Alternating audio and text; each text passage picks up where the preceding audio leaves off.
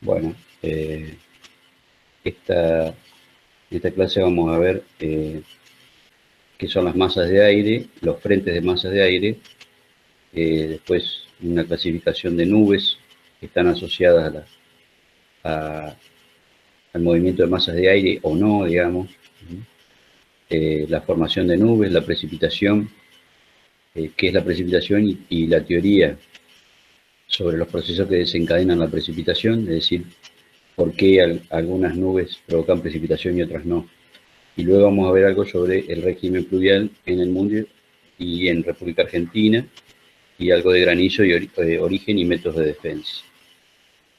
Bien, entonces, primero podemos decir que una masa de aire se entiende como masa de aire un cuerpo muy extendido de aire, horizontalmente, muy extendido horizontalmente, que abarca cientos de kilómetros, caracterizado por propiedades de temperatura y humedad que se mantienen más o menos homogéneas o constantes en toda la masa de aire.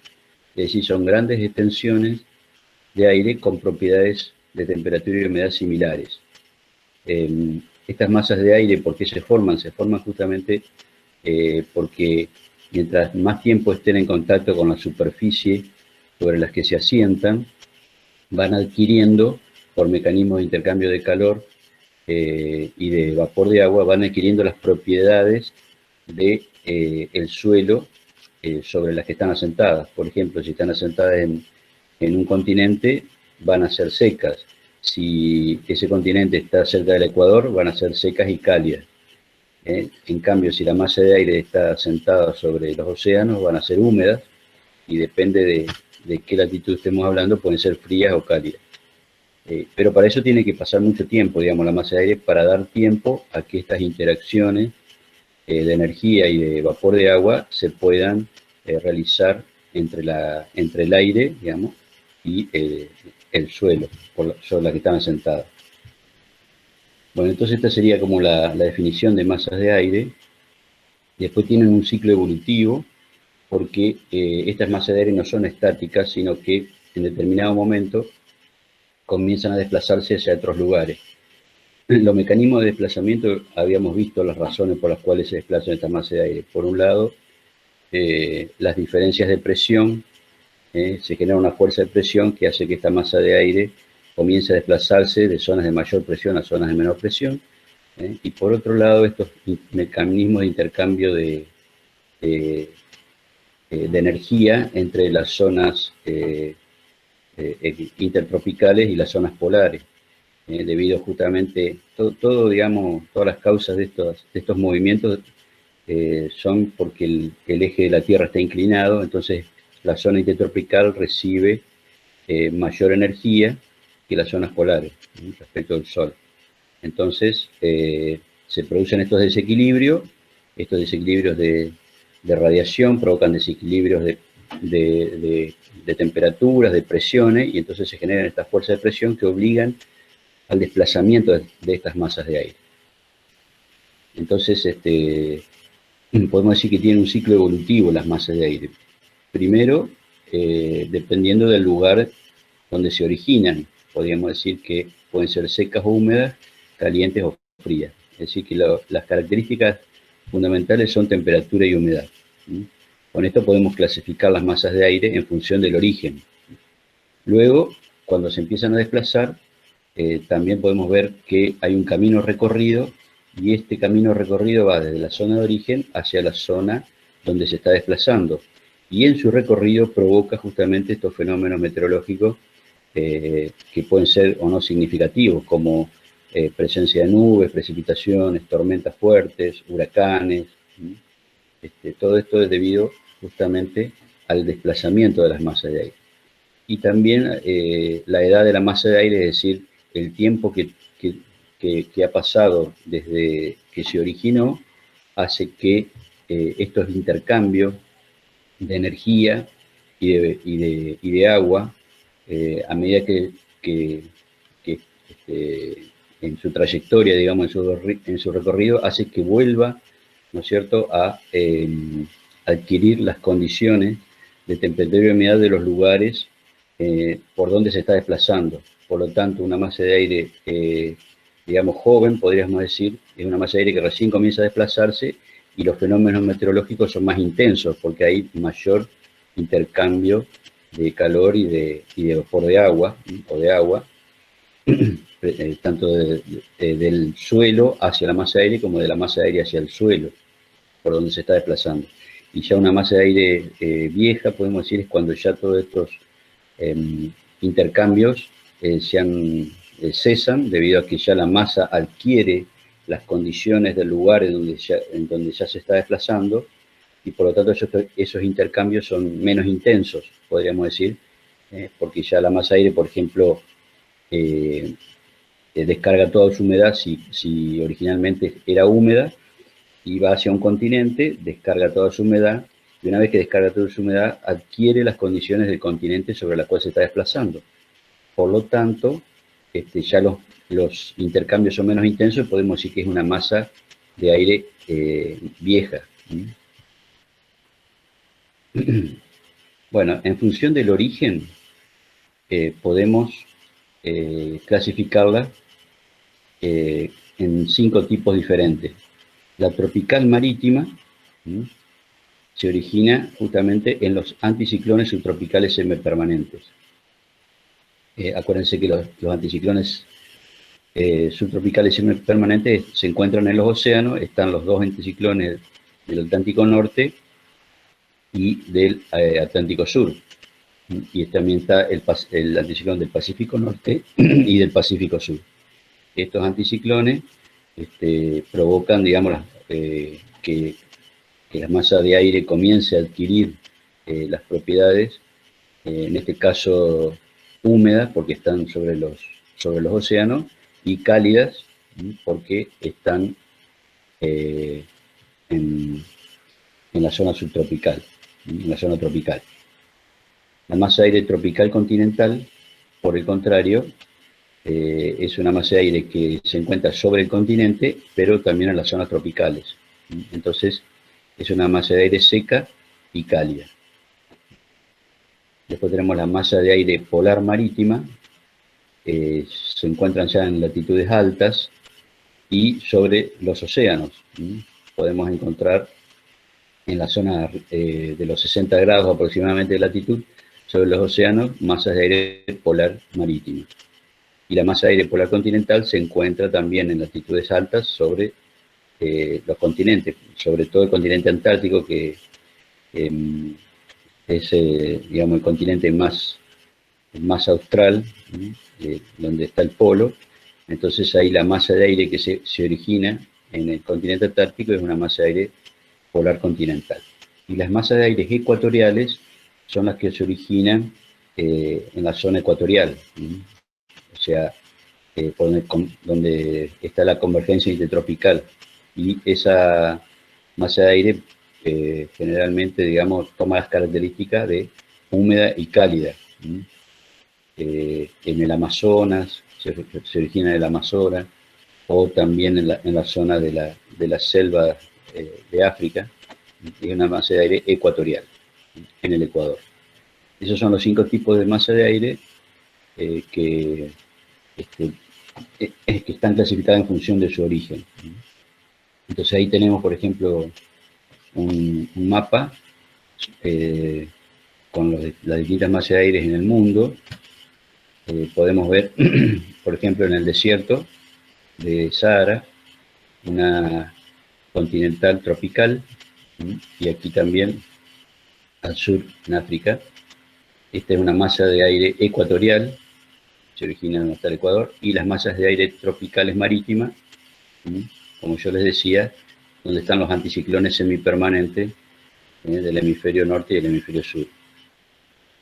Masa de aire ecuatorial en el Ecuador, las tropicales cerca de los trópicos, puede ser continental o marítima, y después tenemos las masas de aire marítimas polares, que se originan ya en latitudes altas, sobre los océanos, marítimas polares, y la continental antártica, en el continente antártico, o también acá en las zonas de latitudes altas de Asia, tenemos continentales polares y antárticas.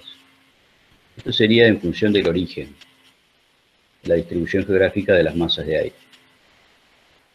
Bueno, decíamos que estas masas de aire no son estáticas, sino que una vez que adquieren las propiedades por estos movimientos, digamos, de rotación de la Tierra, más las fuerzas de presión, hace que se desplacen, comienzan a desplazarse. Entonces hay un recorrido de la masa de aire que comienza siendo una masa de aire joven, y a medida que se va desplazando, va interactuando, va intercambiando energía y agua con las superficies sobre las cuales se está desplazando. Y en este movimiento es donde se producen, por supuesto, los fenómenos meteorológicos. Entonces, estas serían las trayectorias más clásicas de desplazamiento de masas de aire. Fíjense, las masas de aire polares marítimas o continentales antárticas se desplazan hacia el norte, las masas de aire polares marítimas aquí también hacia el norte, en el hemisferio norte a la inversa, ¿no es cierto?, van hacia el sur. En la flecha azul vemos las masas de aire frías, y las masas de aire cálidas o tropicales se desplazan en el hemisferio norte, de sur a norte, y en el hemisferio sur a la inversa.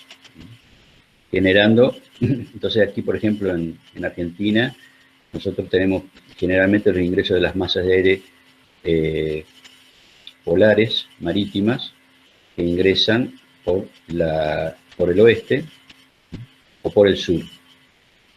Si ingresan por el sur, acuérdense que se origina, digamos, y se ubica acá en el océano Atlántico, o sea, en el mar argentino. Se genera, si ingresa por aquí, se generan las sudestadas.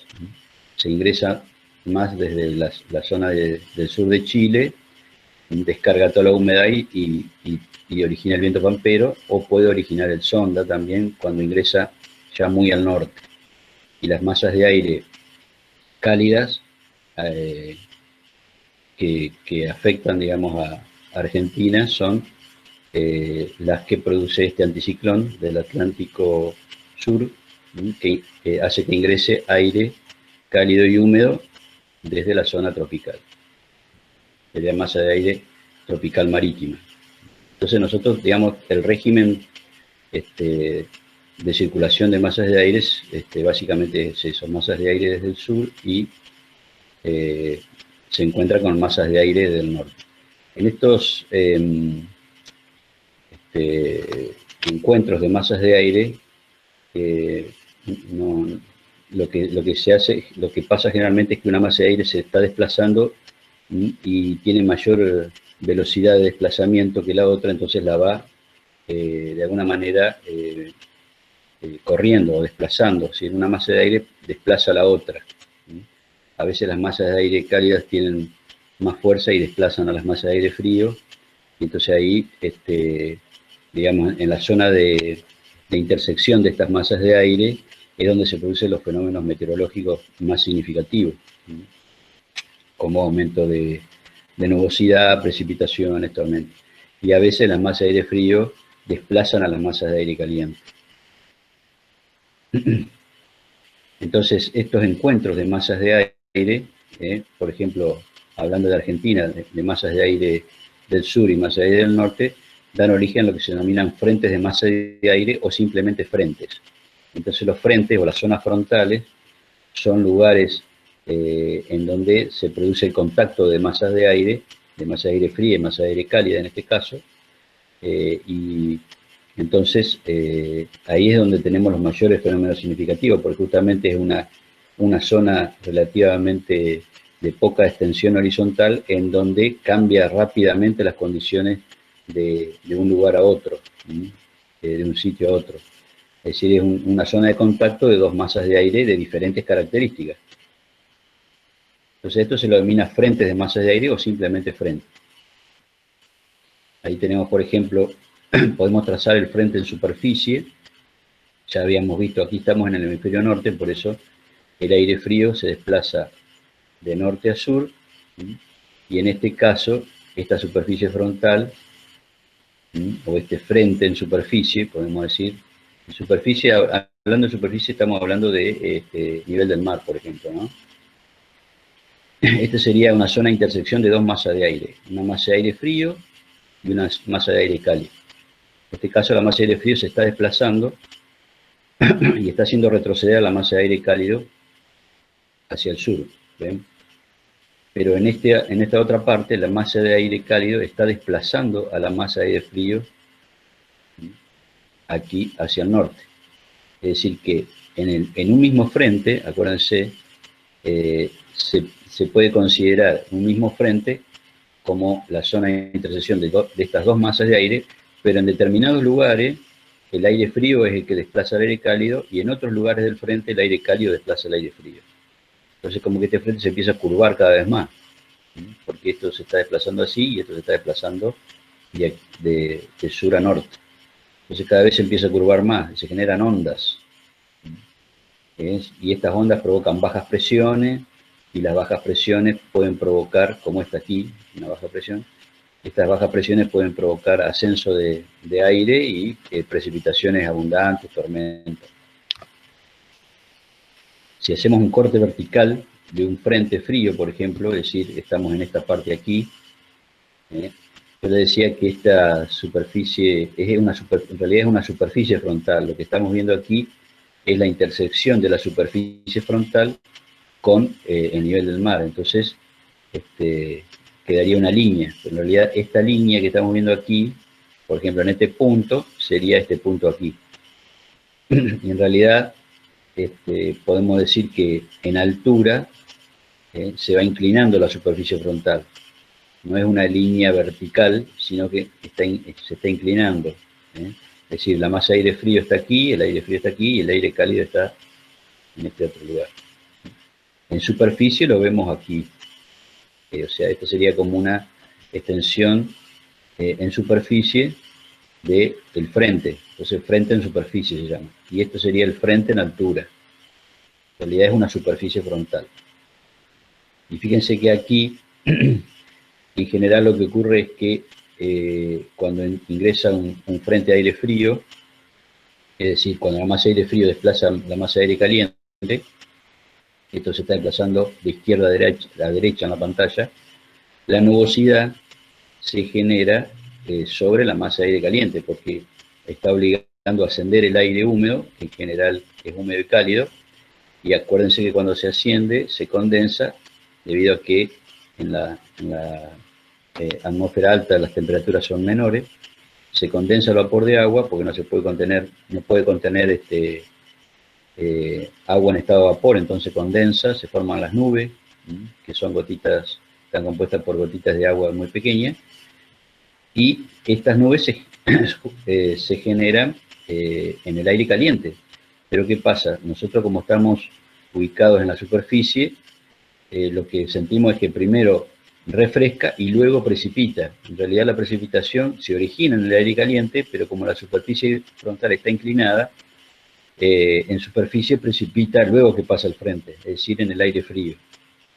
Si nosotros estuviéramos ubicados aquí, primero sentiríamos un cambio de las condiciones de temperatura, porque pasa de caliente a frío, de temperaturas altas a temperaturas bajas, generalmente asociado con viento sur, y luego vemos la formación de nubes y la precipitación. Esto es lo que ocurre cuando pasa un frente de aire frío. El frente, acuérdense entonces, es la zona de intersección de dos masas de aire. Una masa de aire frío con una masa de aire cálido.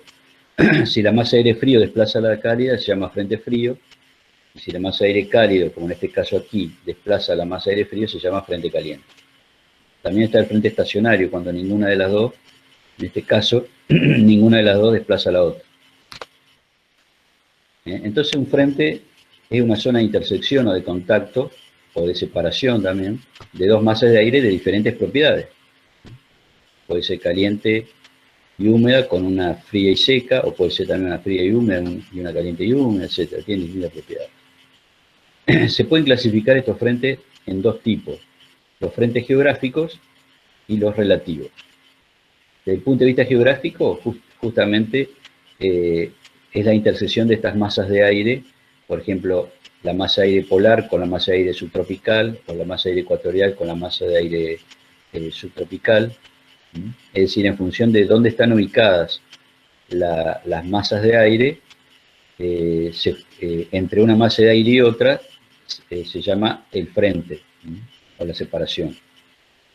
Y desde el punto de vista relativo, también podemos clasificar en función del movimiento de estas masas de aire. Si es estacionario, cuando ninguna de las dos masas de aire tiene la suficientemente fuerza como para desplazar a la otra, un frente frío, cuando la masa de aire frío desplaza a la masa de aire cálido, y un frente caliente, cuando la masa de aire caliente desplaza a la masa de aire frío.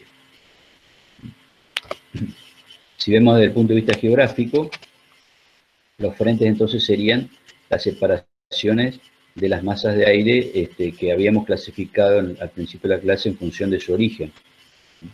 Por ejemplo, tenemos el frente antártico o ártico o polar continental, que separa las masas de aire árticas o antárticas de las masas de aire polares. Es decir, por ejemplo, la masa de aire antártica de las masas de aire polares marítimas, bien a altas latitudes. El frente polar es el que separa las masas de aire polares marítimas de las masas de aire tropicales.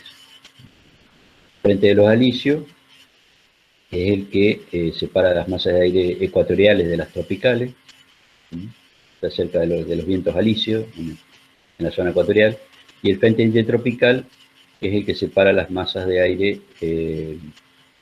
tropicales de las masas de aire polares. Ahí, por ejemplo, tenemos un mapa en donde se puede observar el frente en superficie. Esta H significa high, de alta presión, está en inglés, y low, de baja presión. Entonces, aquí tenemos el frente que aquí se está comportando como caliente, es decir, aquí la masa de aire cálido está desplazando a la masa de aire frío hacia el sur, y aquí se está comportando como frente frío, donde la masa de aire frío está desplazando a la masa de aire cálido. Y desde el punto de vista geográfico, es un frente intertropical, porque está separando la masa de aire ecuatorial, tropical, de la masa de aire polar. Bueno, y el esquema de nubes asociados a un frente, por ejemplo, en este caso un frente frío, habíamos dicho que la nubosidad está sobre la pendiente frontal, o la superficie frontal. Aquí tenemos, esta sería la separación de la masa de aire frío de la masa de aire cálido que está aquí adelante. En este caso, el sur lo tenemos a la izquierda de la pantalla y el norte a la derecha.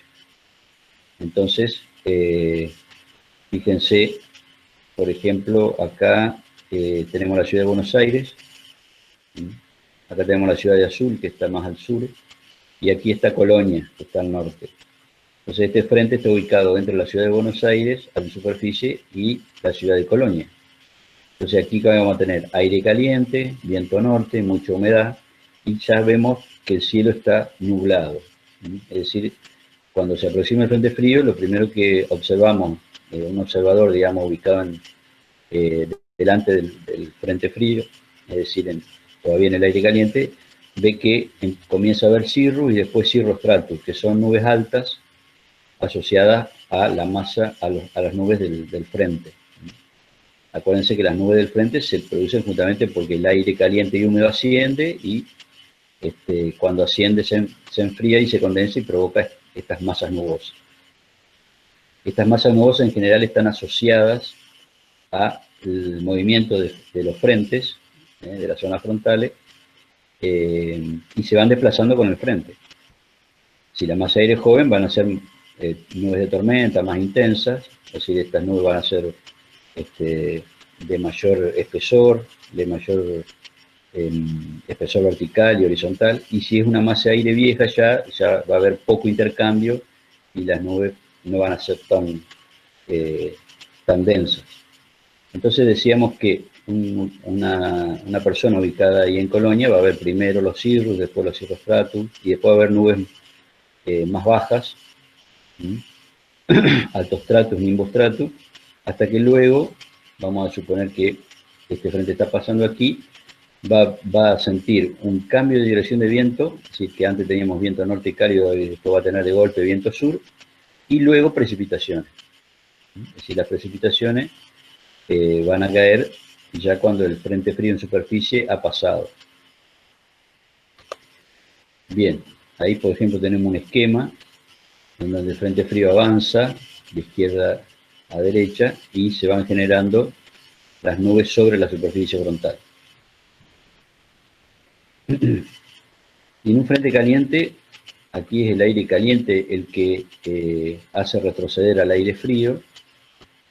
Entonces este frente genera la pendiente es más baja, es decir que la extensión de nubes en un frente caliente es mucho mayor, la extensión horizontal, y se desplaza más lentamente también.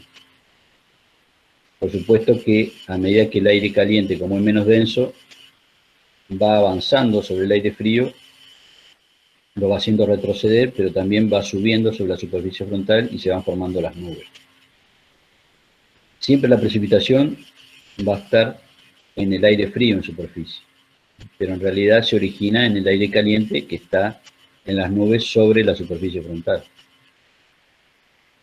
Y entonces esto está yendo en este sentido de derecha a izquierda, va a ser mucho más lento, es decir, que va a demorar más horas en pasar el frente caliente, si es que se sigue desplazando. Y en general lo que vamos a sentir es primero, supónganse que nosotros estamos acá en Mar del Plata, vamos a ver también cirrus, cirrostratus, alto stratus, y a medida que avance de norte a sur el frente caliente, las nubes van a ser más espesas y luego va a haber precipitaciones, siempre con aire calmo o aire fresco del sur. Precipitaciones y luego si llega a pasar el frente caliente, que es difícil que llegue a Mar del Plata, pero en el caso que llegue a pasar, de golpe vamos a sentir un aumento de temperatura porque ya vamos a estar en el aire caliente y el cambio de viento del norte. Y muy húmedo, digamos, ¿no? Debido a que había precipitado. Ahí tenemos, por ejemplo, fíjense que la pendiente frontal es más débil, es más baja, la del frente caliente, y va haciendo desplazarlo. La nubosidad asociada está sobre la pendiente frontal, pero la precipitación está en aire frío. Y ahí tenemos la nubosidad asociada al frente caliente. Aquí está avanzando también de derecha a izquierda, aquí tenemos el aire caliente, y aquí tenemos el aire frío, aquí está la pendiente frontal, toda la nubosidad asociada al frente caliente, stratus, nimbostratus, cirrostratus. Ahora vamos a ver qué significan estos nombres de nubes, ¿no? O cómo se clasifican las nubes. En general, cuando hablamos de nimbo, hablamos de que son nubes que producen precipitación. Por ejemplo, nimbostratus, cumulonimbus. Ahora lo vamos a ver más en detalle. Puede ser con aire estable o aire inestable. ¿Qué quiere decir esto de la estabilidad? También la vamos a ver. Pero en general la inestabilidad del aire tiene que ver con la capacidad que tiene de volver a su estado original. Si decimos que la atmósfera está estable o el aire está estable, quiere decir que cualquier cambio que se produce en las condiciones tiene la suficiente capacidad la atmósfera como para volver a su estado original. En cambio, si es inestable, cualquier cambio que se produce se genera, digamos, un cambio permanente y ya la atmósfera no puede volver a su estado original.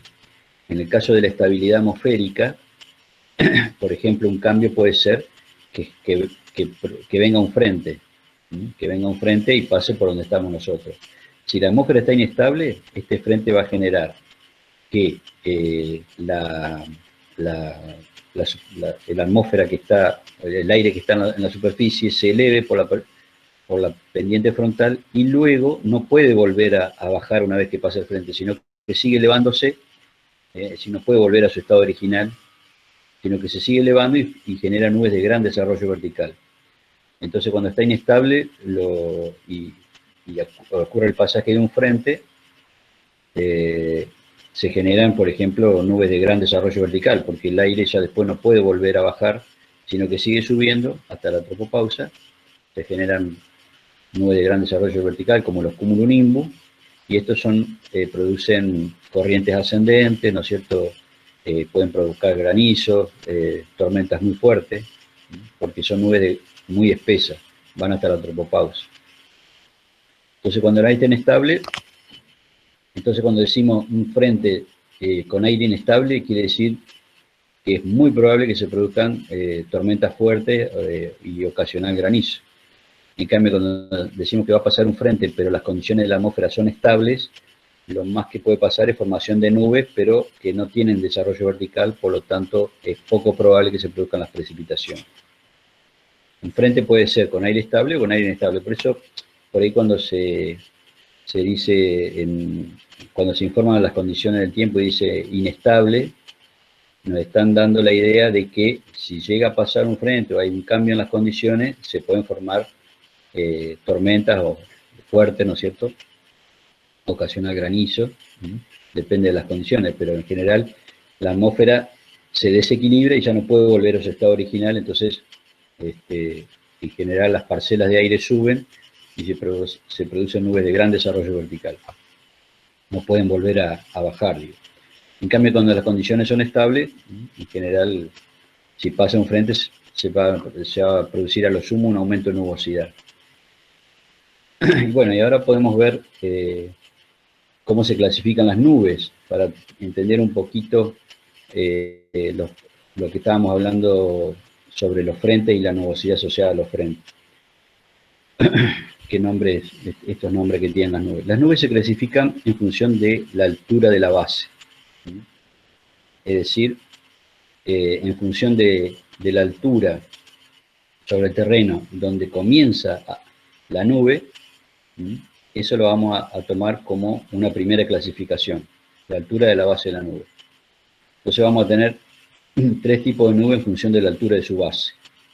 Las nubes bajas, hasta podríamos decir, 2000 metros aproximadamente, es decir, si la base de la nube está por debajo de los 2000 metros, son nubes bajas.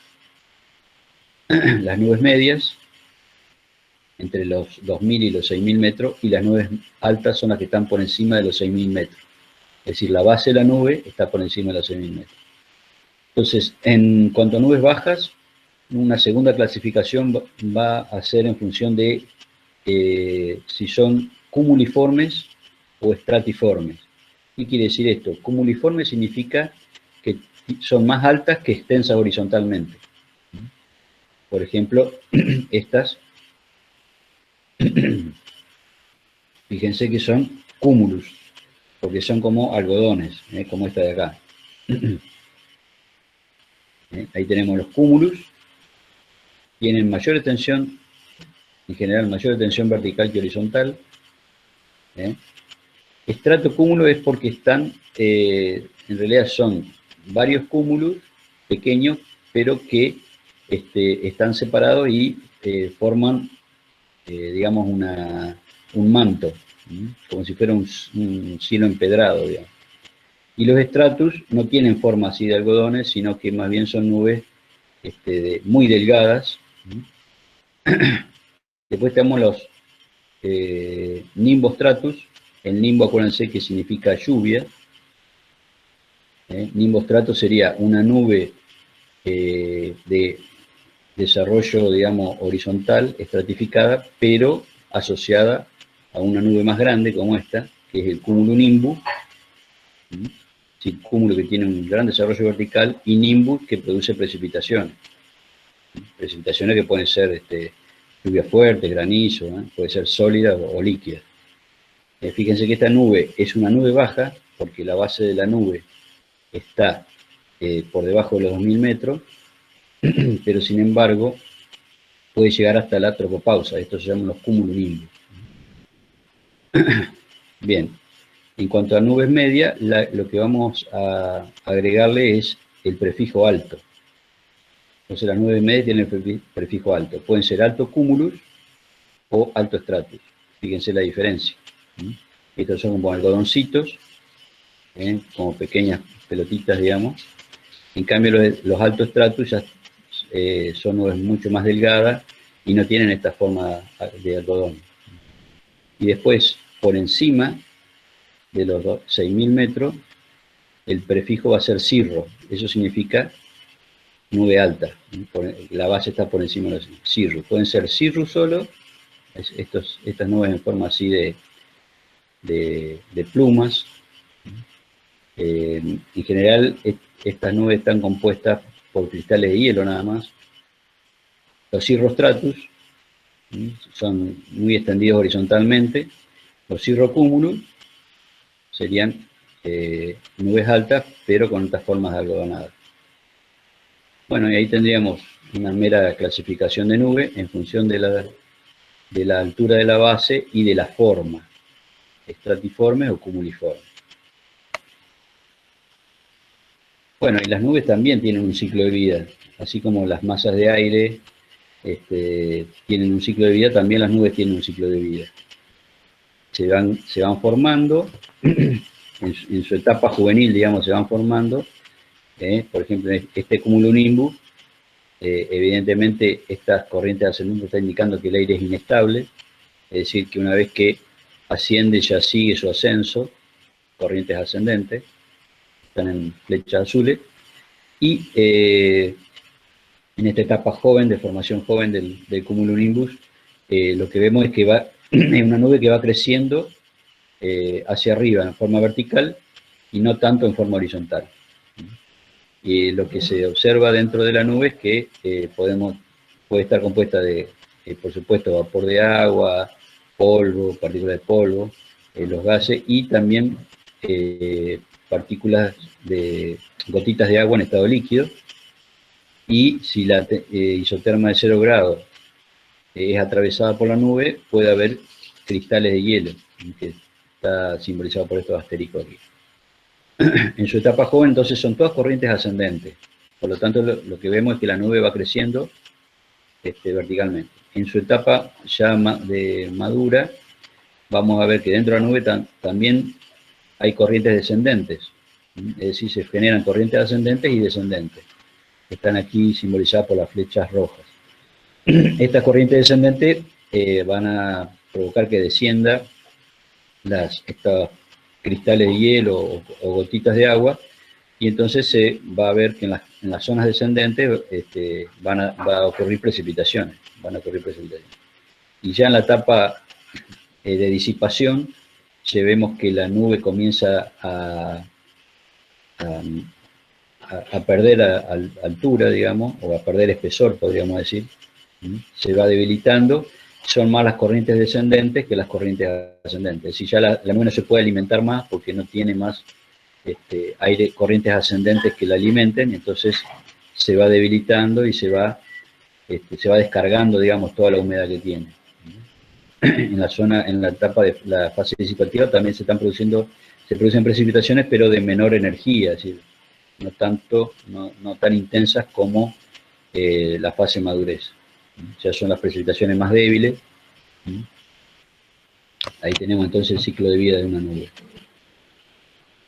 Y hay unas nubes características que no las nombramos, que son características delante de los sistemas frontales, que son las mammatus o mastodónticas, que son nubes que se forman delante de los frentes, o sea, antes de que venga el frente frío, es cuando está ingresando, por ejemplo, un frente frío, y el aire cálido asciende y genera, digamos, corrientes ascendentes dentro de la parte delantera del cumulonimbus, ya en la atmósfera alta. Entonces genera corrientes ascendentes y también hay corrientes descendentes. Entonces, aquí tenemos, digamos, una imagen más ampliada en donde vemos aire cálido que está ascendiendo y genera, digamos, estos huecos en las nubes y el aire saturado que quiere descender. Entonces se generan estas nubes que son nubes prefrontales cuando se acerca un cumulonimbus y son, digamos, nos avisan, digamos, de que viene una tormenta fuerte. Se aparecen estas nubes mammatus o nubes mastodónticas. Ahí, por ejemplo, hay una fotografía de este tipo de nube. Aquí se está aproximando un cumulonimbus con gran desarrollo vertical y lluvia abundante. Entonces, fíjense cómo se pone el cielo, ¿no? Con este tipo de nubes así.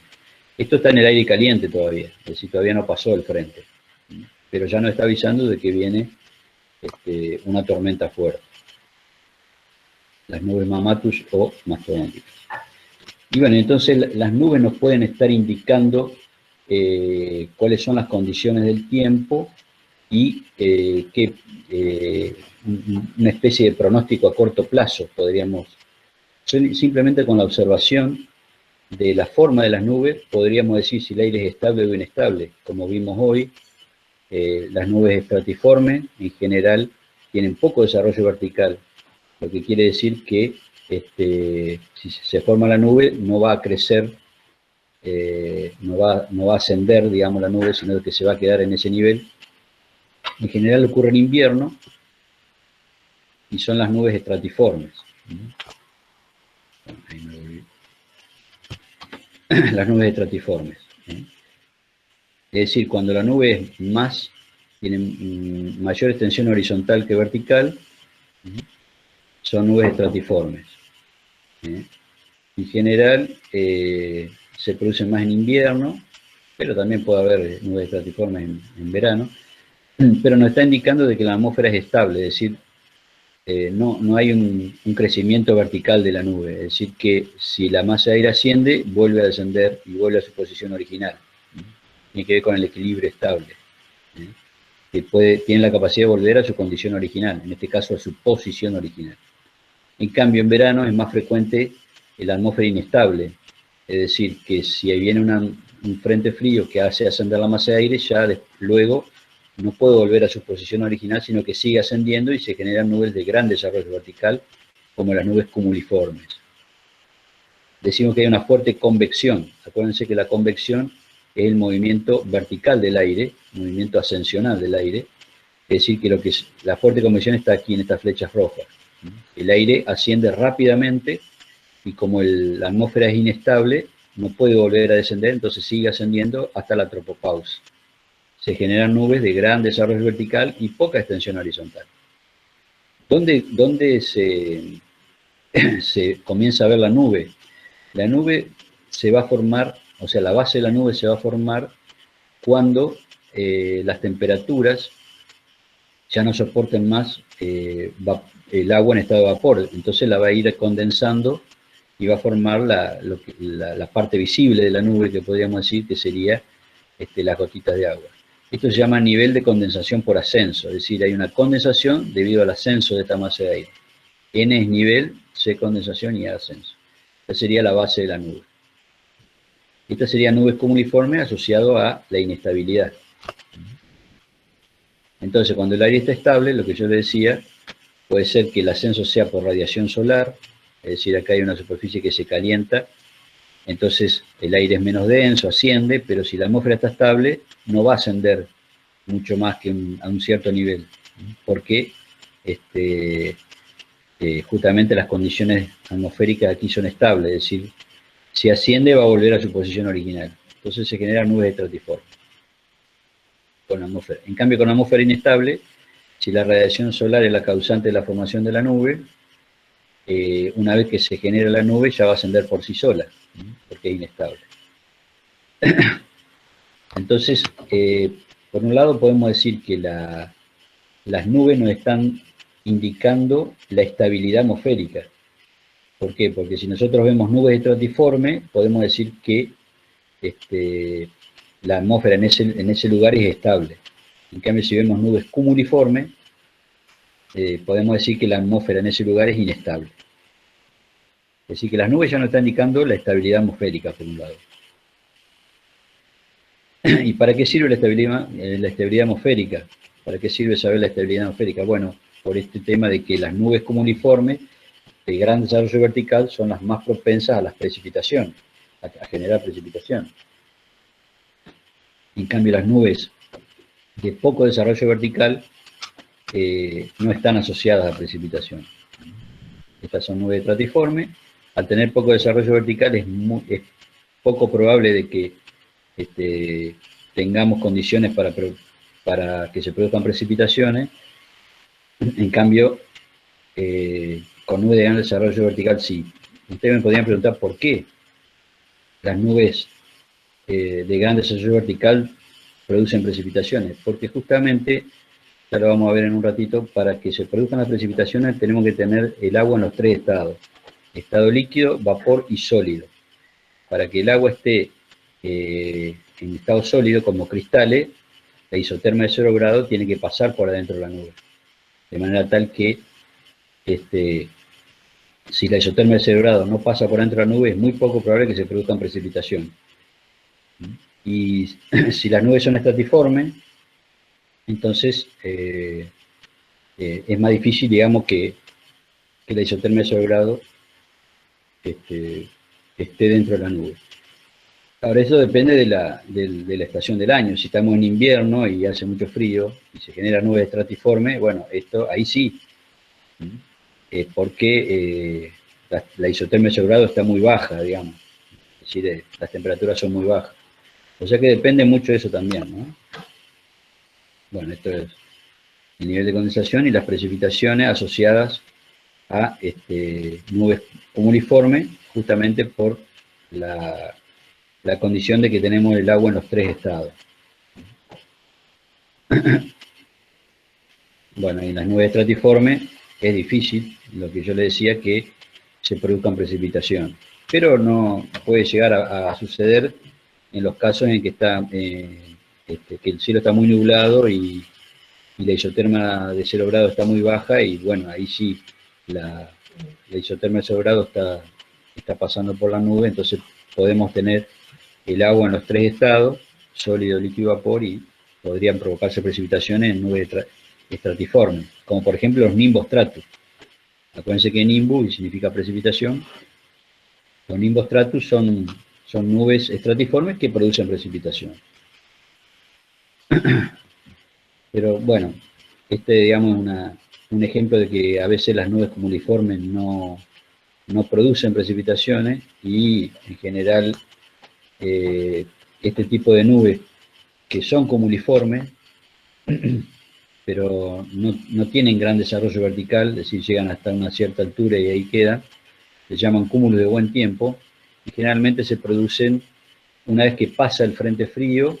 Si provocó precipitaciones, luego la masa nubosa asociada al frente frío ya pasa y el cielo se despeja, la radiación solar hace que se evapore el agua que precipitó, entonces tenemos, fíjense, las nubes tienen toda la misma base. Fíjense, la base de la nube es la misma prácticamente en toda esta extensión. Lo que está diciendo es que hay un nivel de condensación por ascenso que se respeta, digamos, es el mismo para todas las nubes, debido a que las condiciones de esta masa de aire son similares, de temperatura y humedad. Y a partir de aquí ya se van formando las nubes, pero no tienen gran desarrollo vertical porque el aire está frío en general. Es decir, aquí la radiación solar se encarga de provocar la evaporación, llega hasta el nivel de condensación, pero como la atmósfera está relativamente estable, entonces las nubes ascienden hasta una cierta altura y ahí queda. La tormenta ya pasó, dice. Bueno, aquí tenemos, por ejemplo, una fotografía de condiciones inestable en la atmósfera media. Acuérdense que alto significa arriba de los 2000 metros. Altos cúmulos serían nubes cumuliformes, pero que tienen una base arriba de los 2000 metros. Esto quiere decir que la atmósfera en sus niveles medios es inestable. Son estos que están aquí. Se ven como unas torrecitas que están aquí, estos son los altos cúmulos. Esto quiere decir que si la atmósfera a niveles medios es inestable, es probable que si viene un frente frío se produzcan precipitaciones. Se aproxima mal tiempo, dice. En niveles medios. Castellatus sería como una pseudo clasificación, estaría indicando como almenas o torres, digamos,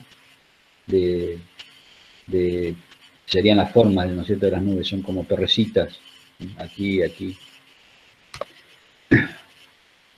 Bien, en cuanto a la precipitación, podemos decir que, ya hablando de precipitación, que hay tres etapas para que se produzca la precipitación. Primero tiene que haber una evaporación del agua en el suelo o de los mares o de los océanos.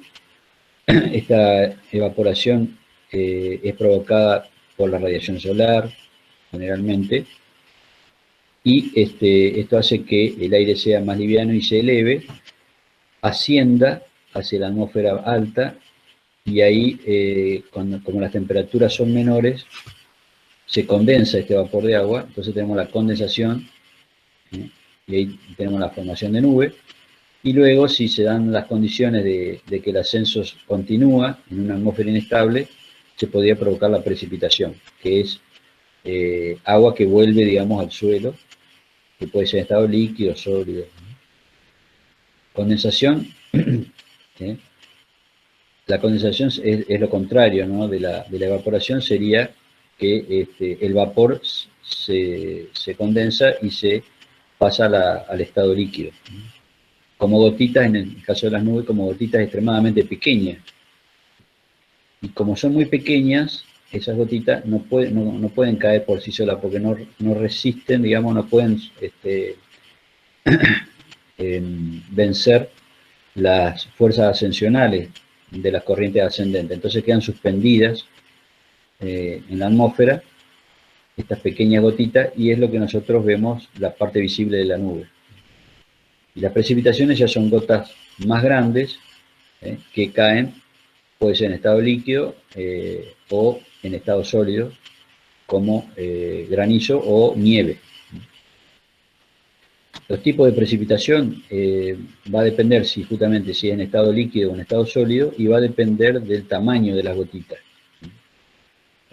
Cuando las gotitas son muy pequeñas y vemos que el viento mueve las gotas, no que caen, digamos, en una trayectoria rectilínea, lineal, sino que se van desplazando con la turbulencia, a eso le vamos a llamar llovizna.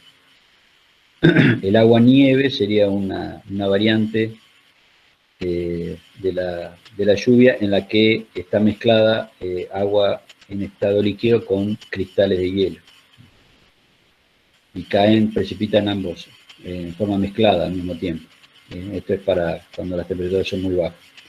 La lluvia ya son gotas de mayor tamaño, y aquí no hay un movimiento de la gota en función de la turbulencia del viento, sino que caen siempre en la misma trayectoria, debido a que son más grandes. Bueno, la lluvia engelante es una variante de la lluvia en la que las temperaturas de la superficie donde caen están bajo cero. Entonces, cuando cae la gota, automáticamente se pasa al estado sólido, debido a que el suelo está a temperaturas muy bajas, por debajo de 0 grados, y entonces se congela. Es como que la lluvia cae y se pasa al estado sólido, ¿no? Bueno, la nieve es una precipitación de sólido en forma de copos. Aquí sí las temperaturas en toda la trayectoria de la precipitación están por debajo de 0 grados, por lo tanto no pueden pasar al estado líquido, y se reúnen estos cristales en copos y van cayendo como copos de nieve. Y el granizo es una precipitación de hielo sólido. Son de mayor tamaño, por supuesto, que la nieve, y en realidad no son cristales, sino que es agua. O sea, la composición del granizo en realidad es agua que ha estado en estado líquido y luego ha pasado al estado sólido antes de caer. Ya vamos a ver cómo es el proceso del granizo, de la formación del granizo. Tiene que estar mucho tiempo dentro de la nube para poder adquirir ese tamaño tan importante, ¿no? Bueno, ¿y por qué llueve, podríamos decir? ¿Cuáles son las condiciones en las que se produce la precipitación? Podríamos preguntarnos también por qué hay algunas nubes que no precipitan y otras nubes que sí precipitan. ¿Cuál sería la razón por la cual algunas nubes? Ya habíamos hablado, ya vimos algo de esto. Dijimos que para que una nube produzca precipitación, es condición de que estén el agua en los tres estados, sólido, líquido y vapor. Si en la nube no se presentan los tres estados, es una nube que no va a precipitar. ¿Por qué? Podríamos preguntarnos. ¿Por qué si no están los tres estados no se produce la precipitación? Justamente por un comportamiento que tienen los cristales de hielo en relación a las gotitas de agua. Cuando las gotitas de agua no tienen cristal, no están asociados, o no conviven con los cristales de hielo, compiten entre sí para tomar el vapor de agua. Fíjense que en este dibujo el vapor de agua está simbolizado por estos triangulitos muy pequeños, las gotitas de agua están simbolizadas por estos círculos más grandes y los cristales por estas estrellitas. Si no hubiera cristales, las gotitas de agua compiten entre sí por el vapor, pero como todas tienen la misma posibilidad, no pueden aumentar de tamaño. Por lo tanto, quedan suspendidas como microgotas en la nube y no pueden aumentar su tamaño para precipitar. ¿Qué pasa si ahora le agregamos un cristal? El cristal de hielo tiene la capacidad de absorber vapor de agua de una manera más fácil que las gotitas de agua en estado líquido.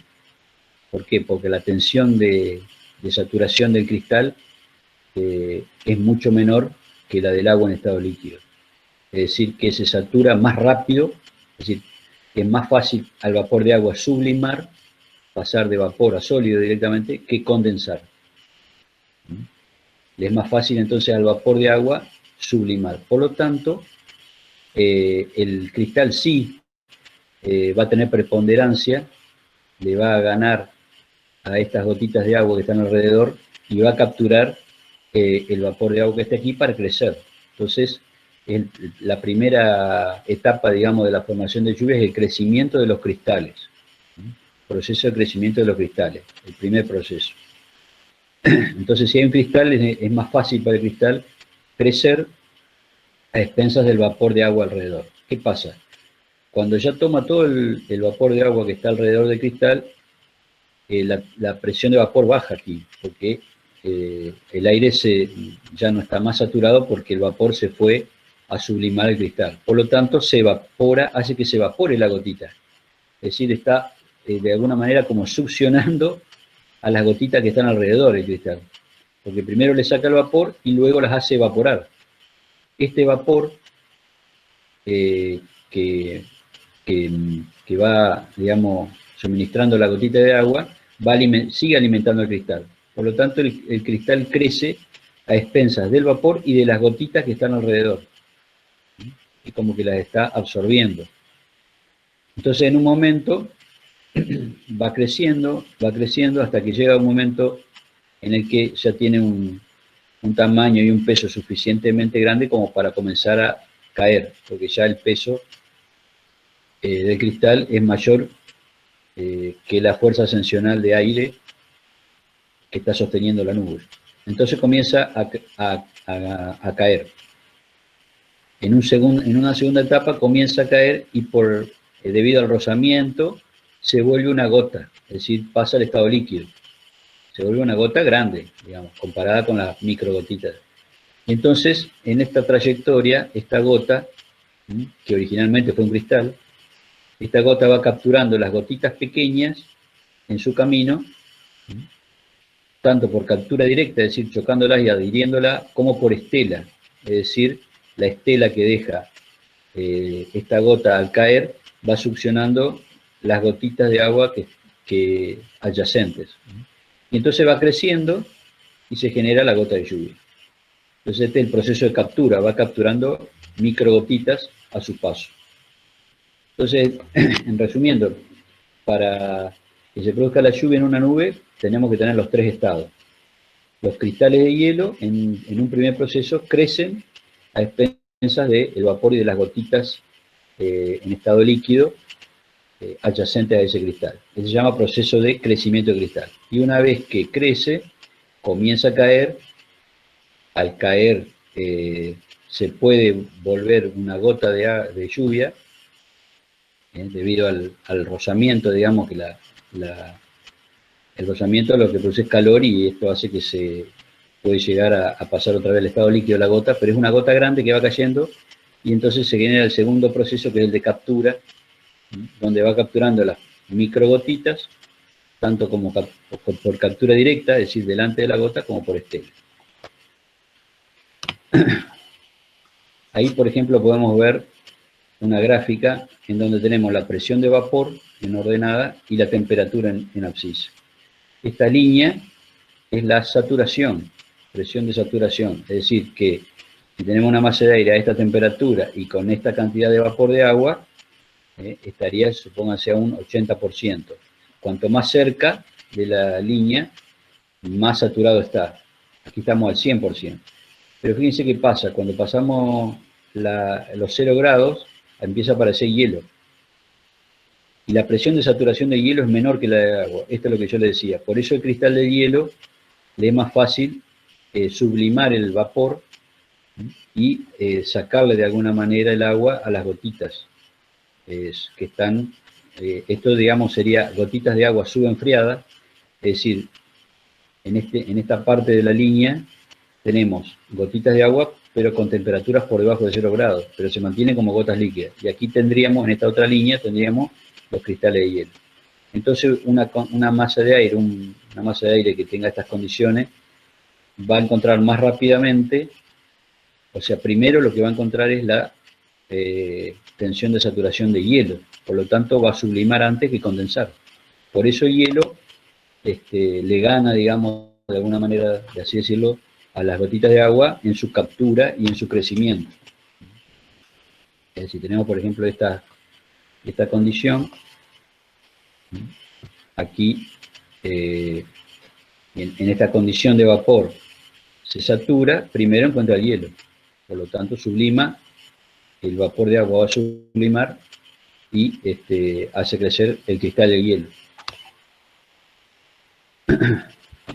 Bueno, por eso, digamos, hay algunas nubes que pueden llegar a precipitar. Las condiciones que estén las tres fases.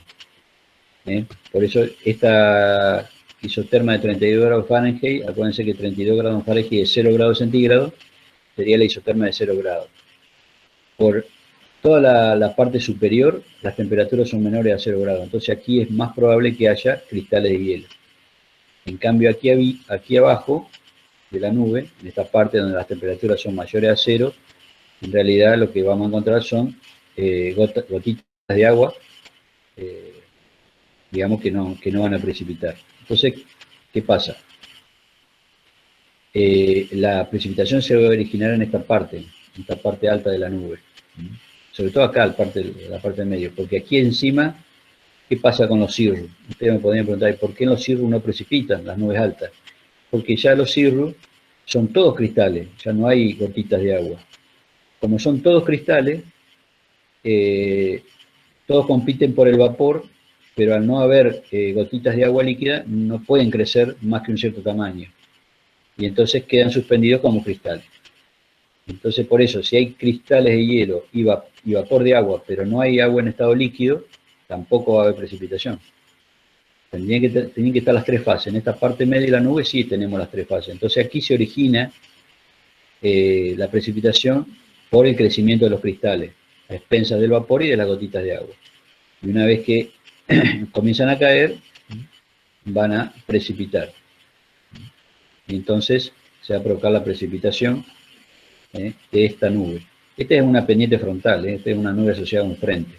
Fíjense, ¿no? El aire asciende debido a que el frente lo está obligando a ascender, porque se está desplazando el aire frío y está obligando a ascender esta masa de aire caliente, por lo tanto se genera esta nube asociada a esta pendiente frontal.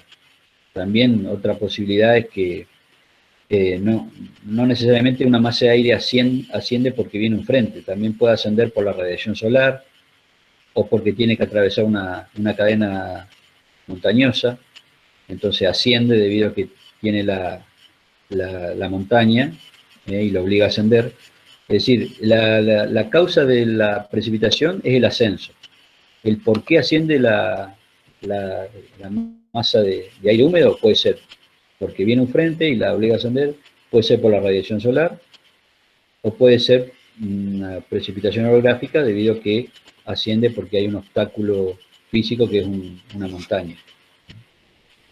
Entonces la consecuencia es que el aire asciende, y si tenemos los tres estados de agua, se produce la precipitación. Si no encontramos los tres estados, la nube no va a precipitar. Se puede formar la nube, pero no va a precipitar. Ahí, por ejemplo, entonces tenemos, por eso dice, entonces no todas las nubes producen lluvia, y no. Tiene que pasar la isoterma de 0 grados por adentro de la nube para que se produzcan cristales, para que la nube pueda contener los cristales de hielo, que son los que van a crecer luego y van a dar origen a la precipitación. Estos puntitos le dicen water drops, son gotitas de agua. Las gotitas de agua, como la temperatura está por encima de 0 grados, no hay cristales, entonces aquí no se produce precipitación. Pero aquí se va a originar, donde están los cristales. Dentro de la nube tiene que estar la isoterma de 0 grados. Entonces aquí va a precipitar, y si las nubes están por debajo de la isoterma de 0 grados, no va a precipitar. Entonces aquí estas nubes no van a dar precipitación, porque están todas por encima de 0 grados, toda la nube está por encima de 0 grados, y esta sí va a dar precipitación, porque parte de la nube tiene cristales de hielo. En cambio, si estas nubes ascienden, por algún, como ya decía, porque viene un frente de aire frío o de aire cálido, un frente frío, un frente cálido, o porque hay una cadena montañosa por la radiación solar, si estas nubes ascienden y ya cruzan la isoterma de 0 grados, ahí sí se va a producir la precipitación. Y esto es lo que yo le decía a los cirrus. ¿Por qué si los cirrus tienen cristales no precipitan? Bueno, justamente porque no tienen las gotitas de agua en estado líquido. Es decir, solamente hay cristales de hielo en estas nubes altas. Acuérdense que los cirrus están por encima de los 6.000 metros. Entonces ahí ya no hay gotitas de agua sobreenfriadas en estado líquido, sino que solamente son cristales de hielo y vapor. Entonces, los cristales de hielo van a competir y ninguno va a poder crecer a expensa del otro cristal, porque los dos tienen la misma fuerza para capturar el vapor de agua. Por lo tanto, estas nubes tampoco van a dar precipitación.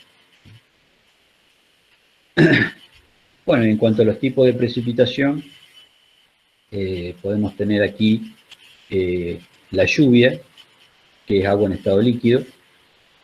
Aquí podemos ver un cumulonimbus, fíjense, esta es la base de la nube, es muy grande.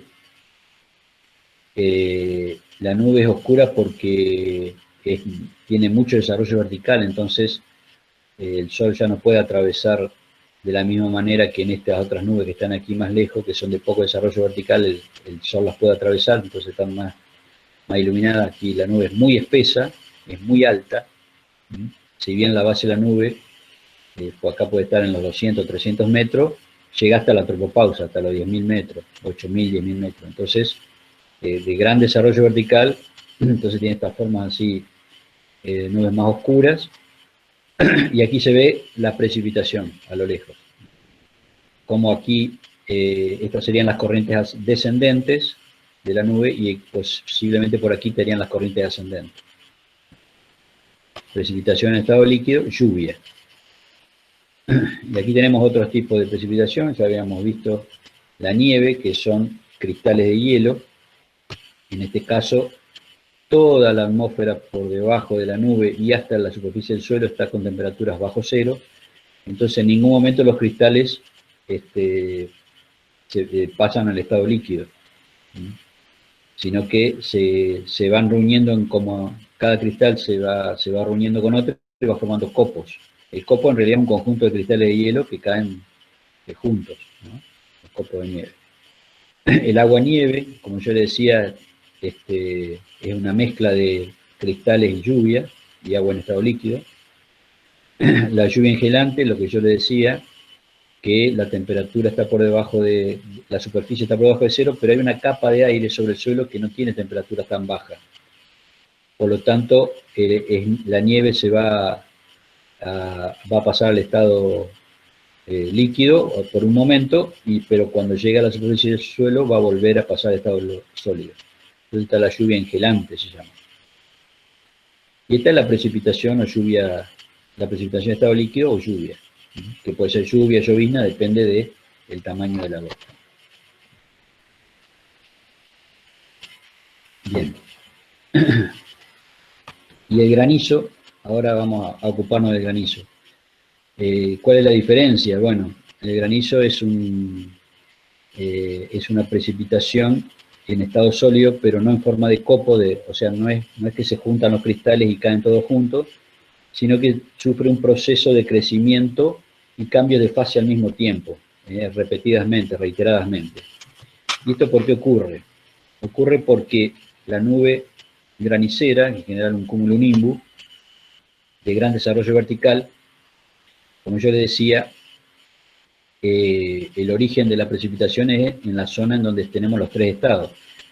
En general en la parte media de la nube, en donde tenemos agua en estado líquido, vapor y cristales. Los cristales van a crecer, van a comenzar a caer, posiblemente se transformen en agua en estado líquido, o sea, en gotas de agua que caen, pero no pueden llegar a su etapa final, es decir, a la superficie, sino que una corriente ascendente muy fuerte los obliga a volver a ascender. Es decir, la lluvia en vez de caer, lo toma una corriente vertical ascendente y vuelve a ascender. Al ascender, esta gota de lluvia se vuelve a congelar, es decir, pasa otra vez al estado sólido porque la está llevando otra vez a temperaturas bajo cero. Entonces ahí toma, digamos, esa agua en estado líquido pasa sólido y va a capturar cristales y agua, pero sobre todo cristales va a capturar en la parte alta. Entonces se van a adherir cristales de hielo de vuelta. Vuelve a bajar y posiblemente todavía no tiene el tamaño suficiente como para vencer esta corriente vertical ascendente tan fuerte y va a volver a subir. Al bajar se puede llegar a pasar al estado líquido de vuelta, pero al subir otra vez se congela y vuelve a capturar cristales. Es decir, en su descenso captura agua y en su ascenso captura cristales. Y esto es repetidas veces, hasta que llega a un tamaño tan grande que ahí sí, por su propio peso, por el tamaño tan grande, vence esta fuerza ascensional, esta corriente ascendente tan grande, y entonces ahí cae, pero claro, como tiene un gran tamaño el trozo de hielo, ya no va a alcanzar, digamos, la trayectoria descendente para que se derrita, entonces va a caer como un hielo en estado sólido, ¿no? Como un hielo, digamos. Fíjense que si uno a un trozo de granizo lo parte al 2, va a ver que tiene zonas blancas y zonas transparentes. Bueno, las zonas blancas es cuando ascendió, o sea, son los cristales de hielo que tomó en su ascenso. Y las zonas transparentes es cuando esa masa, digamos, descendió y pasó al estado líquido, entonces capturó gotitas de agua. Es decir, las partes transparentes la captura de gotitas de agua en la parte descendente, digamos. Y las partes blancas es cuando capturó cristales en la parte ascendente. Entonces, podemos contar la cantidad de ascenso y descenso que tuvo este granizo contando las bandas. Cada par de bandas es un giro completo. O sea, fíjense, por ejemplo, este granizo que tiene 8 centímetros, tiene aquí al centro una banda transparente, después una blanca, otra transparente, otra blanca, otra transparente, otra blanca y otra transparente. Entonces aquí 4 veces hizo 4 recorridos, ¿no? Cada 2 es un recorrido, un ciclo completo. 2, aquí tenemos 1, 2, 3, 4. Es decir que hizo 4 ciclos completos antes de caer. Y por supuesto que cuanto más ciclos haga, más grande es su tamaño. Entonces, bueno, la condición para que caiga granizo es que sea una nube de gran desarrollo vertical con corrientes ascendentes muy importantes. Esas corrientes ascendentes son de alrededor de 20 a 30 metros por segundo, así que son extremadamente violentas. Y bueno, y esto se da en una un cumulonimbus, digamos, en su etapa de madurez. Acuérdense las etapas de la nube, que tenemos la etapa de crecimiento, cuando son todas corrientes ascendentes, pero la etapa de madurez, cuando las corrientes ascendentes son más grandes, son más intensas, y ahí entonces puede dar granizo, para lograr el tamaño ideal. El tamaño ideal de caída, digamos, el tamaño que le permita superar las corrientes ascendentes y pueda precipitar. En cuanto a la distribución de las precipitaciones, podemos decir que la distribución geográfica depende un poco de justamente la ubicación geográfica de las masas de aire y de su desplazamiento. Entonces, entre las masas de aire ecuatoriales y las masas de aire subtropicales, se produzcan los frentes ecuatoriales, y estos frentes ecuatoriales en determinadas épocas del año se mueven hacia el sur, por ejemplo para el verano del hemisferio sur, por lo tanto van a estar ubicados entre los 0 y los 23 grados y medio de latitud sur.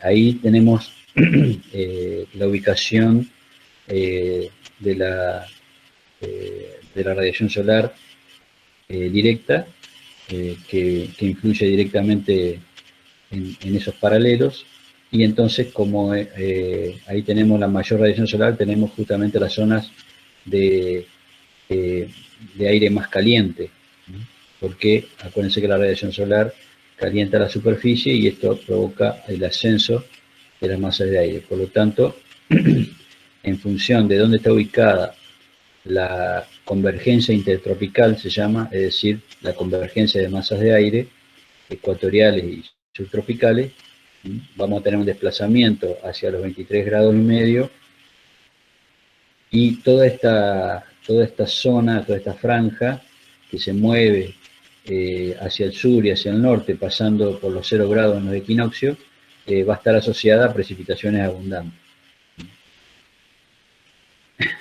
Después hay una zona de altas presiones, acuérdense, semipermanente, cerca de los 30 grados, que también tiene un desplazamiento en el año hacia el norte y hacia el sur, y como estas zonas son zonas de alta presión, el aire aquí tiene condiciones estables, por lo tanto es poco probable que se generen precipitaciones en las zonas de alta presión y de nubosidad y precipitación. Y luego a los 60 grados tenemos otra vez los frentes de masas de aire, de las masas de aire polares con las subtropicales.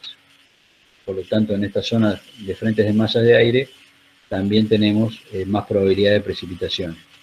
A los 60 grados para el verano, y a cerca de los 50-40 grados en invierno. O sea, donde en invierno estos frentes se ubican en general un poco más al norte, y por lo tanto el aire frío, digamos, tiene mayor posibilidad de llegar a latitudes más bajas y provocar estas precipitaciones. Entonces, si ustedes se fijan en el cuadro C, vamos a tener un régimen de precipitaciones. Cuando hablamos de régimen, hablamos de la variación en el tiempo, es decir, si es muy lluvioso o poco lluvioso durante el año. En general, cuando se habla de régimen, se habla de las estaciones: primavera, verano, otoño e invierno. Aquí entonces tenemos el régimen durante el año, es decir, cómo cambian las precipitaciones durante el año. Va a depender justamente de este movimiento aparente del Sol. Entonces, fíjense, en la región 1, donde estamos en la zona ecuatorial, prácticamente, 0 grados, lluvia todo el año. ¿Por qué? Porque tanto en invierno del hemisferio norte, o sea, verano para el hemisferio sur, como invierno para el hemisferio sur, estamos dentro de la convergencia intertropical. Ya en la zona 2, fíjense que estaríamos ya cercanos lo que son latitudes bajas, pero no llegando a los 0 grados, sino entre los 10 y los 20 grados aproximadamente, ya las lluvias se van a producir en verano, porque nos toca la convergencia intertropical en verano, pero ya en invierno no. Entonces, lluvias en verano y sequía en invierno. En la zona 3, lluvia débil, podríamos decir en verano, ya estamos al borde, y aquí ya estamos cerca de los 25 grados de latitud. Lluvias débiles en verano y sequía en invierno. Ya en la zona 4, que estamos llegando a los 30 grados, no nos alcanza la convergencia intertropical y tampoco llega la posibilidad de lluvias frontales. Por lo tanto, tenemos sequía, o sea, bajas precipitaciones o nulas todo el año. Cerca de los, digamos, 25 grados, 27 grados aproximadamente. Ya a los 30 grados, un poquito más de los 30 grados, lluvias débiles en invierno, debido a que pueden llegar los sistemas frontales.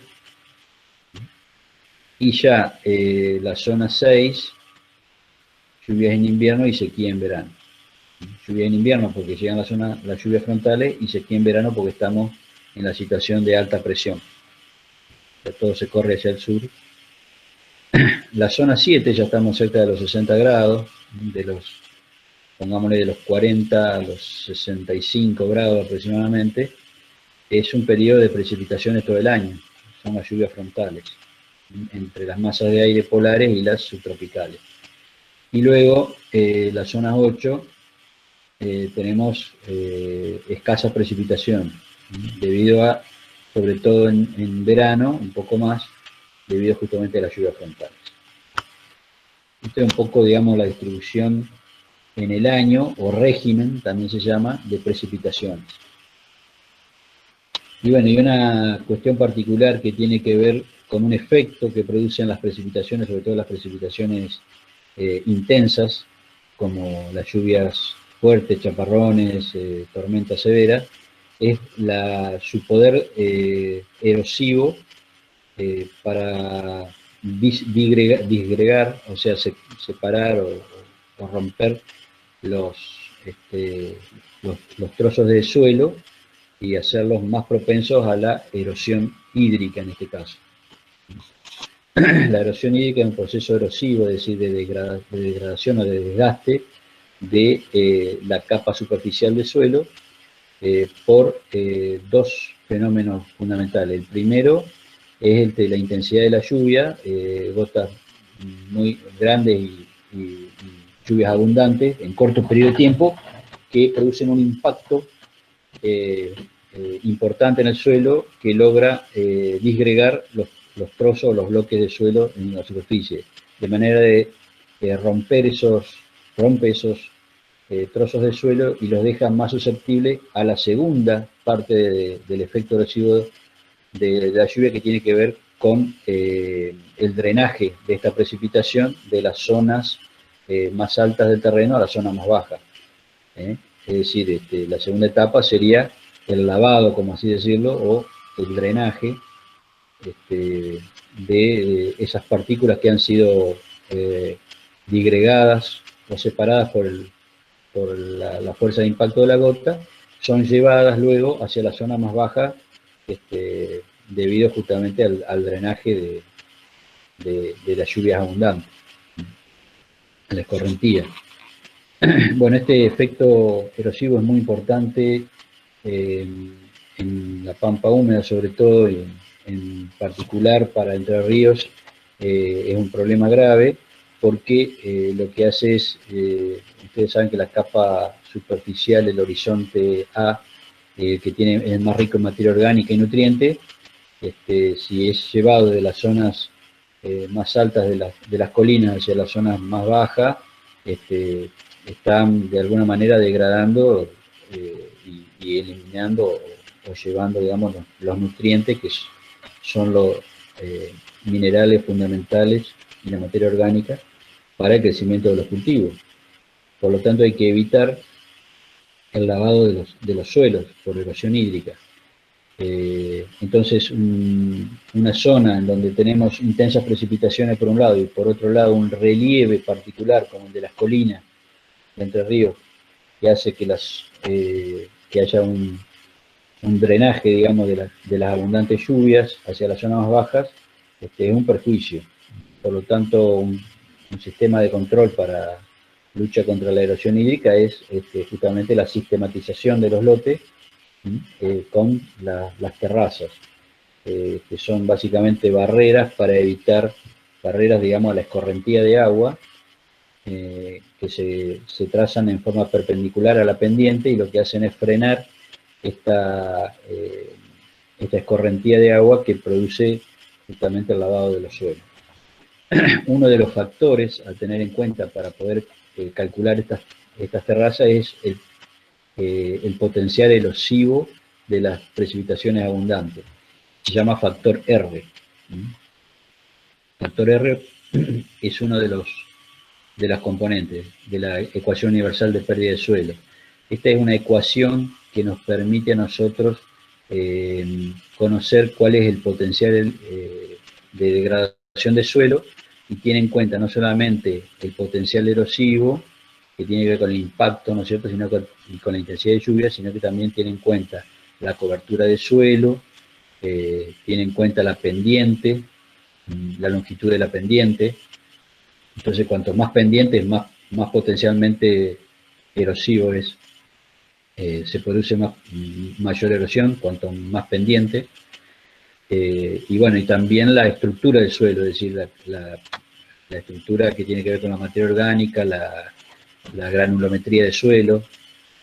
Entonces, todos estos son factores que juegan en contra o a favor de la erosión.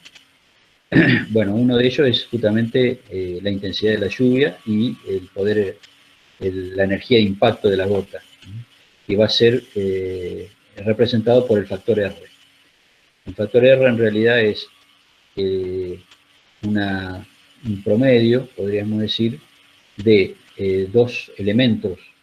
Una es la energía de impacto de la gota y otra es la intensidad de la lluvia. La intensidad, acuérdense que es la cantidad de milímetros en la unidad de tiempo.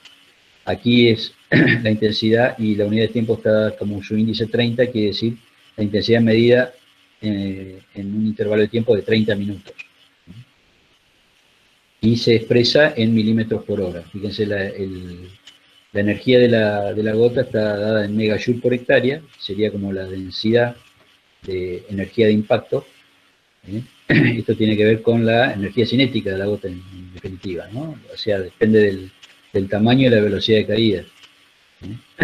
Medida en megajoule por hectárea y multiplicada por la intensidad medida en milímetros por hora, pero medida en 30 minutos. Cantidad de milímetros en hora medida en los 30 minutos. Si hacemos con un instrumento, digamos, adecuado como el pluviógrafo, el pluviógrafo, acuérdense que es un medidor de la intensidad de lluvia. Si tenemos registros pluviográficos durante un periodo de tiempo suficientemente largo, podemos hacer un promedio, como está aquí, y encontrar el R, que es el factor, uno de los factores de la ecuación universal de pérdida de suelo, que tiene que ver con la potencialidad erosiva de lluvia. Y aquí un trabajo realizado por Roja y Saluso, con distintos datos de estaciones pluviográficas en la pampa húmeda del norte del país, el litoral, ha podido encontrar, digamos, trazar curvas de isopotencial erosivo. Acá está, esta es la de 500, por ejemplo, que pasa por aquí por Entre Ríos y por Gualeguaychú. Esto quiere decir, cuanto más alto el valor, es más potencialmente erosiva la intensidad de lluvia. Entonces, en esta zona, fíjense que el potencial es mucho más elevado. Pero bueno, este es uno de los factores, ¿no? También, como yo decía, tiene que ver con el relieve, con la cobertura, con la granulometría del suelo, ¿no? Este es uno de los factores. Es importante, digamos, para el cálculo de las terrazas, ¿no? de la sistematización de los lotes. Bueno, vamos a seguir un poquito más, vamos a ver algo sobre el ciclo hidrológico, humedad del aire, tensión de vapor y evaporación y calor latente. Bueno, ¿qué es el ciclo hidrológico? Podemos decir que el ciclo hidrológico es un ciclo, es decir, un ciclo es, digamos, una trayectoria que es circular, es decir, que nace en un punto y va a volver al mismo punto. En este caso estamos hablando del agua. En el caso del ciclo hidrológico es un ciclo en el espacio, es decir, en la atmósfera.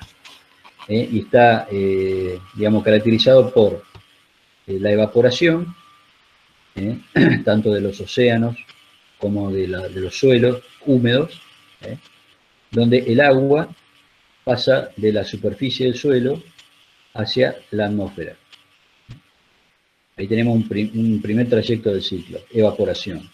En esta evaporación, acuérdense de que llegada a una determinada altura, las temperaturas son más bajas y por lo tanto hay una condensación y se provocan las nubes. Bueno, esto hace que en una segunda parte del ciclo es el transporte, es decir, los vientos pueden llevar estas nubes hacia otros lugares y entonces tenemos un transporte vertical de este vapor, un transporte vertical por la evaporación y un transporte horizontal debido a los vientos en altura, que pueden ser, digamos, masas de aire frías o cálidas que se van trasladando horizontalmente de un lugar a otro, llevando, por supuesto, aportando este vapor de agua que fue obtenido de esta superficie de suelo. La lleva a otros lugares y luego hay una precipitación donde el agua vuelve al suelo desde la atmósfera, ya sea por nieves o lluvia. Entonces ahí vuelve el agua, tenemos una tercera parte del ciclo en donde el agua vuelve de la atmósfera al suelo, este agua que se ha evaporado aquí, y luego hay una infiltración o escorrentía, ya sea superficial o subterránea, donde el agua es drenada nuevamente a la fuente, es decir, a la zona donde se había originado, digamos, tanto el suelo como el agua, como el océano. Entonces ahí cerramos el ciclo, el agua vuelve otra vez a su posición original. Esto se llama ciclo hidrológico. Evaporación, transporte por la atmósfera, precipitación y escorrentía superficial o subsuperficial hacia las zonas más bajas. Aquí tenemos otro ciclo, fíjense, en los océanos, evaporación, transporte y precipitación, y luego otra vez escorrentía hacia, por los ríos o a través de la napa subterránea, otra vez hacia la zona más baja, que serían la zona de los océanos. Este sería el ciclo hidrológico. Aquí está el transporte, precipitación. Bueno, uno de los procesos entonces es la evaporación. La evaporación producto justamente de la radiación solar. ¿Por qué el agua se evapora? Porque la radiación solar es una fuente de energía que lo que hace es aumentar la temperatura de las superficies, y si estas superficies tienen agua en estado líquido, se va a provocar un cambio de fase, va a tomar parte de ese calor, de esa energía del sol, para pasar de estado líquido al estado de vapor. Entonces, el agua se evapora tanto en los mares, como en los lagos, o como en los campos cultivados, en los bosques. Entonces ahí tenemos evaporación. Aquí vemos sublimación porque está pasando de vapor a sólido en los casos en que las temperaturas sean muy bajas, ¿no? Y entonces está pasando de vapor a sólido, pero en general pasa por el estado líquido primero. Entonces en el sistema Tierra-atmósfera la evaporación consume una parte de la energía solar porque la utiliza para cambio de fase y no para aumentar su temperatura. Acuérdense que de toda la energía que recibimos del Sol, una parte puede ser utilizada para cambio de fase, como calor latente, y otra para aumentar la temperatura como calor sensible. Gran parte de la de la energía es usada para la evaporación. Ahora vamos a ver que se utiliza, que el agua, digamos, para pasar del estado líquido al estado de vapor, necesita bastante energía, necesita cerca de 560 calorías por gramo de agua evaporada, que es bastante. Y esta energía no forma parte de calor sensible, es decir, esta energía se usa para cambiar de fase, pero no para aumentar la temperatura. Bien, entonces ahí tenemos la energía del Sol, que es interceptada por una superficie. Si es una superficie húmeda, se va a provocar la evaporación. Y el viento lo que va a hacer es trasladar este vapor o las nubes hacia otros lugares. Entonces la evaporación de una superficie libre de agua, ríos, lagos, requiere de energía, justamente la energía del Sol, y esto le llamamos calor latente de vaporización o calor latente de evaporación. El viento va a ser un mecanismo de renovación, es decir, porque ¿qué pasa? Si no hubiera viento, este aire evaporado no habría ascenso. Si no hay ascenso, quedaría confinado, digamos, en la parte baja de la atmósfera. El viento lo que hace es remover y mezclar el aire para que se continúe la evaporación. Porque la evaporación, una de las condiciones es que el aire no esté saturado. Entonces, el viento promueve la mezcla con aire menos saturado y entonces aumenta la evaporación. Y bueno, el proceso de evaporación es justamente este, ¿no? Las moléculas de agua en estado líquido que están más cerca de la superficie toman energía de la radiación solar y pasan al estado de vapor. Entonces pasan como vapor de agua. Hay una diferencia entre gas y vapor, y por ahí hay muchos que confunden y dicen gas al vapor. En realidad hay una diferencia. El vapor es podríamos decir que es un elemento que está en estado volátil, pero que en condiciones normales de presión y temperatura puede volver al estado líquido, a condensar.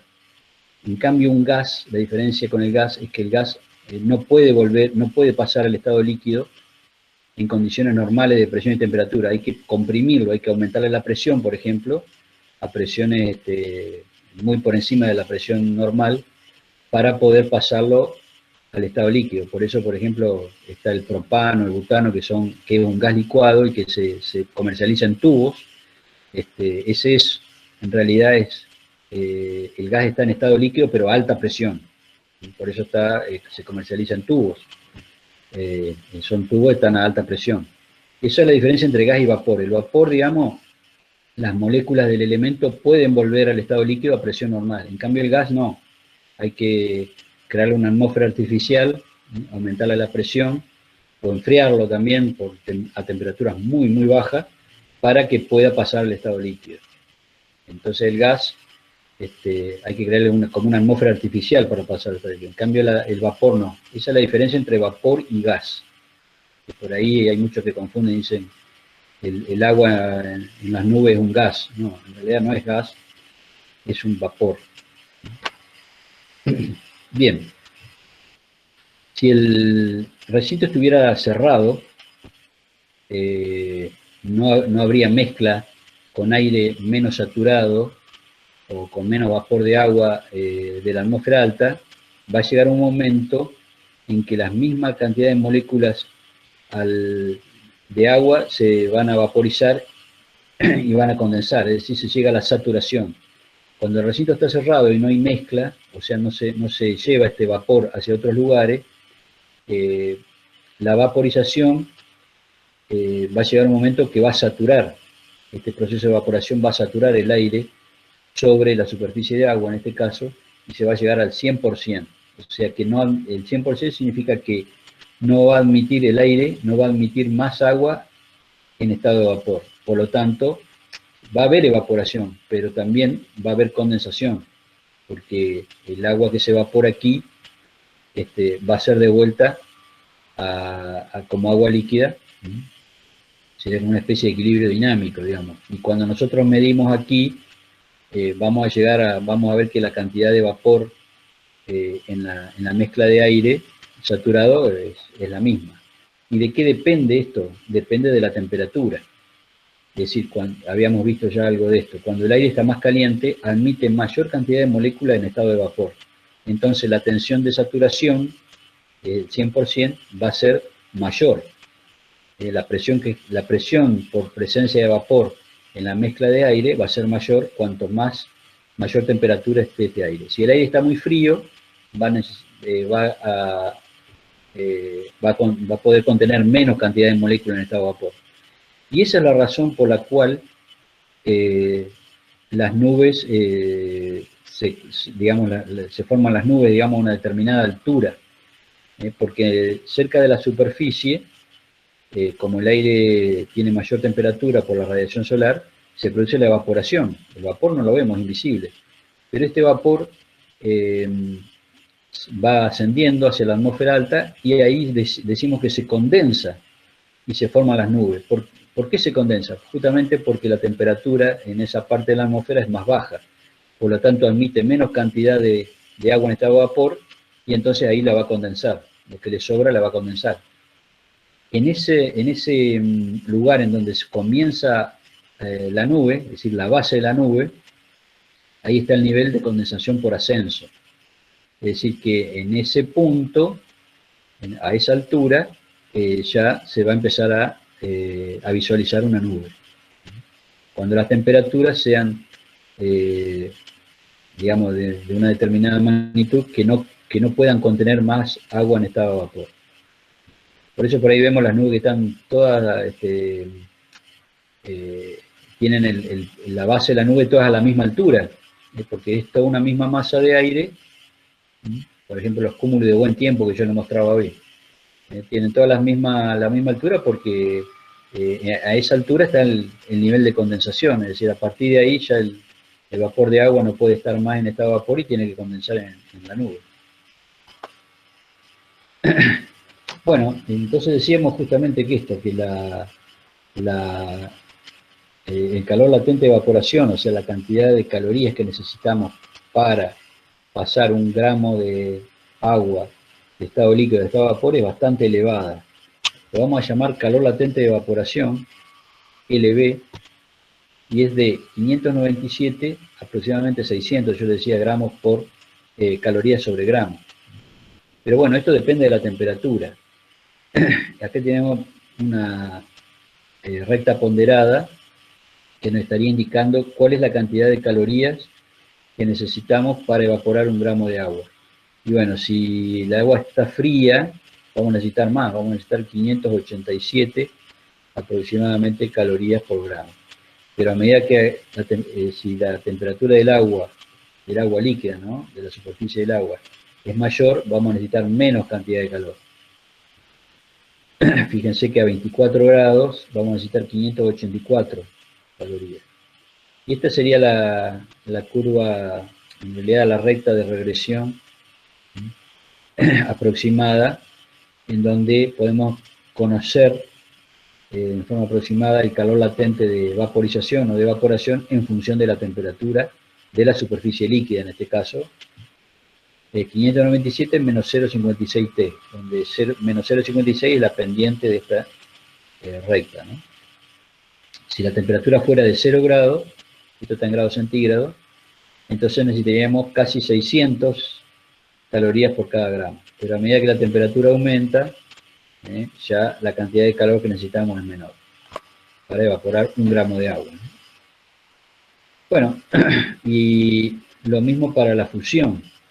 El calor latente de fusión es la cantidad de calor que necesitaríamos para pasar de estado sólido a estado líquido un gramo de agua. Sería la fusión. Pasamos de sólido a líquido. Pero esto no depende de la temperatura, como en el caso de vaporización. Es de 80 calorías por cada gramo de hielo, a 0 grados. ¿Por qué? Bueno, porque aquí, a diferencia de la evaporación, la fusión se da a una sola temperatura, a 0 grados. En cambio aquí la evaporación puede ser a cualquier temperatura. Los mares evaporan a distintas temperaturas, o sea, no hay que llegar a 100 grados de agua para poder evaporar. Esa sería la ebullición, que es otra cosa. El punto de ebullición es cuando empezamos a ver burbujas el agua, que una cantidad de agua que calentamos y vemos las burbujas que van saliendo, eso es ebullición. Pero la evaporación se puede dar a cualquier temperatura. En cambio la fusión no. Entonces por eso no depende de la temperatura, el calor latente de fusión, y a presión, lo que sí depende de la presión, ¿no? Todo esto depende de la presión. Pero estamos hablando solamente de la variación de temperatura, siempre considerando la presión normal. El calor latente de fusión es de 80 calorías por cada gramo de hielo que pasa de estado sólido a estado líquido.